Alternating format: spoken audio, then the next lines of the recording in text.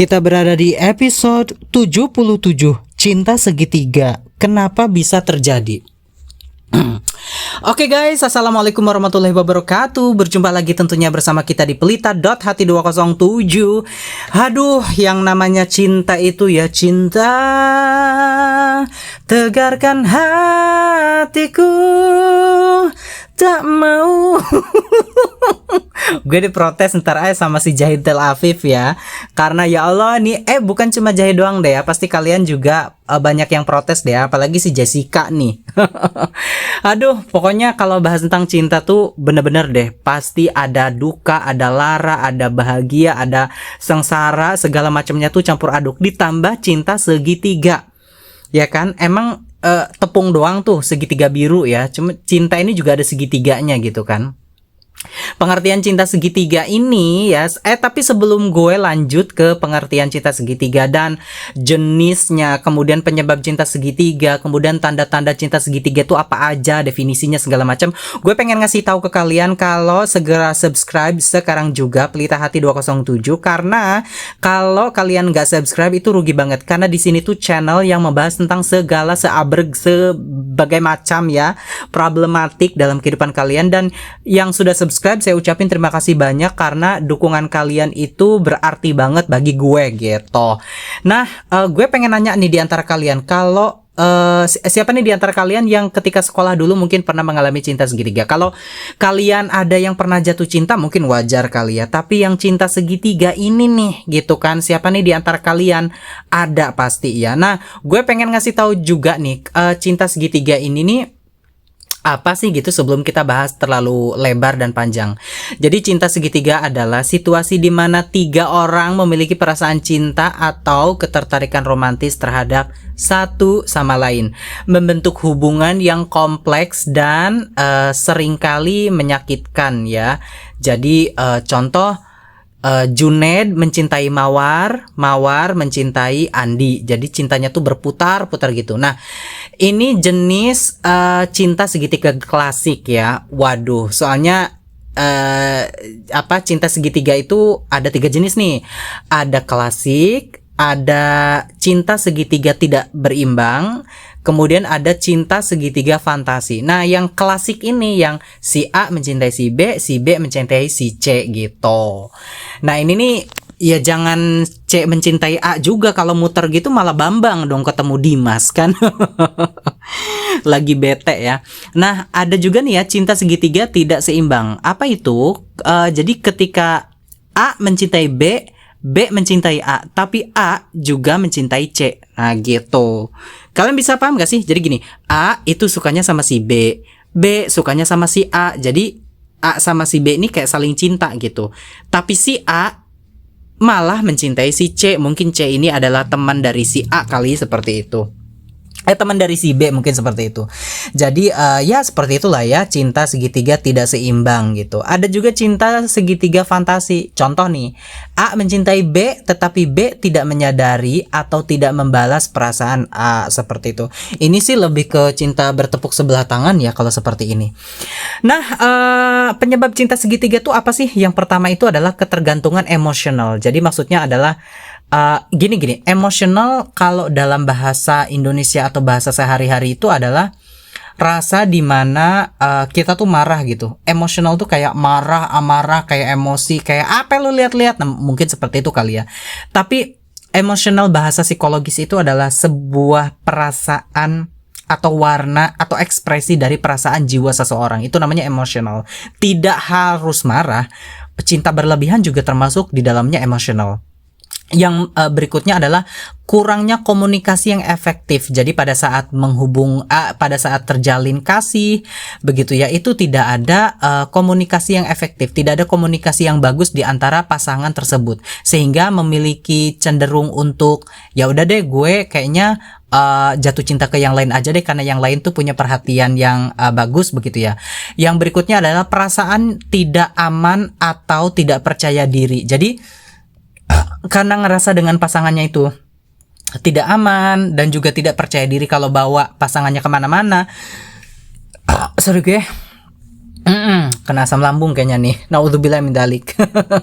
Sehingganya dia juga pengen mencari yang lain gitu ya, pengen punya perasaan pencarian yang lain juga seperti itu.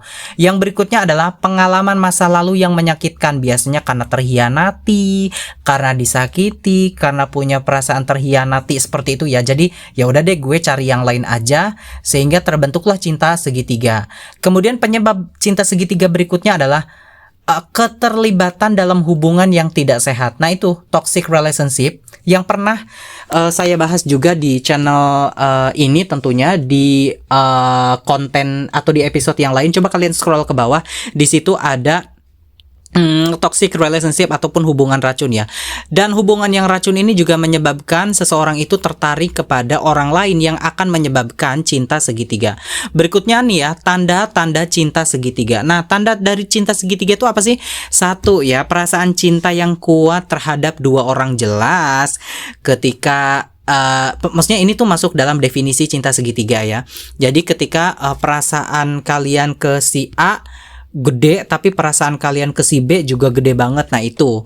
Yang berikutnya adalah konflik emosional dan kebahagiaan. Jadi ada kecampur aduk ya antara konflik emosional dan kebingungan. Jadi kecampur aduk rasanya itu, bimbang, ragu, terus kemudian ke si A cinta tapi dia begini, ke si B cinta tapi dia juga perhatiannya gede gitu, tapi status aku sama si A gitu kan. Ini juga yang ini juga tanda di mana kamu sedang dalam cinta segitiga. Yang berikutnya adalah kesulitan membuat keputusan. Biasanya ini nih, kalau kalian dalam cinta segitiga itu sulit banget membuat keputusan ya. Yang berikutnya nih ya, perasaan bersalah atau tidak nyaman. Jadi kayak salah satu konten di Instagram, pertama kali wisuda nih, yang ternyata cowok gue semuanya dateng, gitu kan. Jadi dia juga ngerasa bersalah nggak sih? Dan dia juga ngerasa nggak nyaman banget kan menghadiri acara wisudanya itu, karena dua berondongnya pada datang gitu. Kemudian yang berikutnya adalah komunikasi yang tidak efektif atau bohong. Jadi rata-rata kalau cinta segitiga itu udah komunikasinya nggak efektif, nggak bener, dan juga bohong lagi, banyak banget bohongnya gitu. Nah, gimana nih cara menghindari cinta segitiga? Cara menghindari cinta segitiga itu, yang pertama adalah kenali diri sendiri dan emosi kalian ya. Jadi maksudnya adalah begini. Kenali diri sendiri dan kenali diri sendiri tuh apa sih Kak? Maksudnya begini, kamu itu tuh mau apa sih? Apa kurang? Coba kamu tuh menghayati diri kamu sendiri. Kenapa kamu melakukan itu? Kamu bisa ngerti nggak sih kalau orang lain itu juga punya harapan yang besar kepada kamu? Nah, coba kamu ngertiin dulu diri kamu sendiri itu seperti itu. Yang kedua adalah jujur dan terbuka dalam komunikasi. Gak usah ditutup-tutupin. Jadi ketika kamu punya pasangan, jangan pernah nutup-nutupin gitu. Kayak diam-diam kamu punya sesuatu, diam-diam kamu juga ingin melakukan sesuatu. That's not enough. Itu gak cukup banget untuk menjadi baik dalam menjalin hubungan kasih begitu. Berikutnya adalah tentukan batasan yang jelas. Jadi kita boleh membahas ini, kita nggak boleh membahas ini. Mungkin karena ada urusan keluarga, urusan pekerjaan, dan lain sebagainya. Tapi dikasih pengertian itu bukan sesuatu yang sifatnya tuh perselingkuhan. Kalian udah jelas kan seperti itu. Yang berikutnya adalah hindari hubungan yang tidak sehat. Jelas kalau toxic relationship itu kan menyebabkan adanya cinta segitiga atau broke ya. Jadi kalian itu harus menghindari hubungan yang tidak sehat. Yang kelima, yang berikutnya adalah fokus pada kebutuhan dan keinginan kalian sendiri. Maksudnya gimana? Lagi. Maksudnya gini. Jadi fokus pada kebutuhan dan keinginan kalian sendiri. Kalian itu ngerti diri kalian itu dalam pasangan itu maunya apa, sehingga kalian itu fokuskan. Contoh misal ingin membahagiakan pasangan, ingin segera menikahi dan lain sebagainya, ya tentu harus diperjuangkan. Kemudian yang berikutnya adalah jangan memaksakan perasaan pada orang lain.